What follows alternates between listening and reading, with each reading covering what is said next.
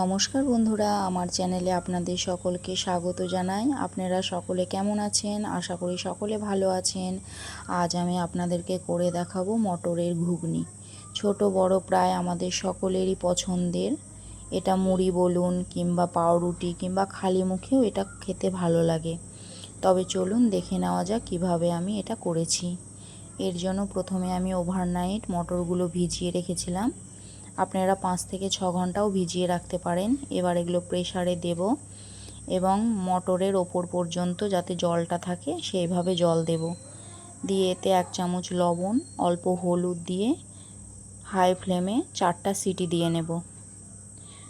দেখুন কত সুন্দর সেদ্ধ হয়ে গেছে। এবার কড়াইতে 2 চামচ সর্ষের তেল দিয়ে নেব। দিয়ে এতে 5 ফোড়ন, শুকনো লঙ্কা এবং তেজপাতা দেব। ফোড়নটা যখন একটু লাল হয়ে আসবে এতে বড় সাইজের 2টো পেঁয়াজ কুচি দিয়ে দেব। একটু নাড়াচাড়া দিয়ে নিয়ে এতে এবার আমি লবণ দেব, আদা রসুন বাটা দেব 1 চামচ, টুকরো করে আলুটাও দেব এই সময়েই। হলুদ দিয়ে একসাথে মশলাগুলো ভাজবো, এতে আলুটাও ভাজা হয়ে যাবে। হয়ে গেছে অনেকটাই ভাজা। এবার এতে আমি একটা টমেটো কুচি দেব, 1 চামচ কাঁচা লঙ্কা বাটা এবং ছোট 1 চামচ জিরে গুঁড়ো। অল্প সামান্য জল দিয়ে মশলাটা ভালো করে কষে নেব।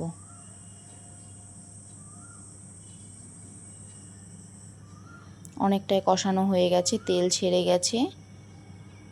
এবার এতে আমি ঘুগনি মটর সেদ্ধ করে নেওয়াটা দিয়ে দেব।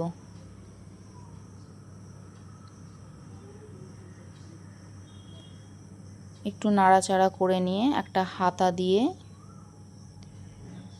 একটু প্রেস করে করে দেব যাতে মটরগুলো একটু ভেঙে ভেঙে যায়।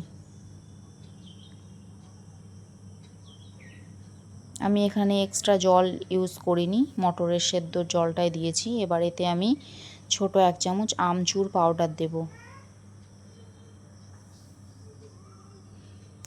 1/2 চামচ গরম মশলা গুঁড়ো দিয়ে নাড়াচাড়া করে নিয়ে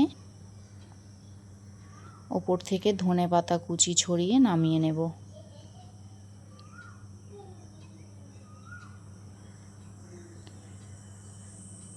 তৈরি হয়ে গেল ঘুগনি।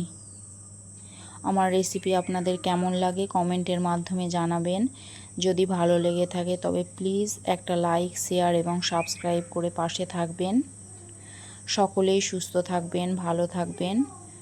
এতক্ষণ আমার সাথে থাকার জন্য ধন্যবাদ।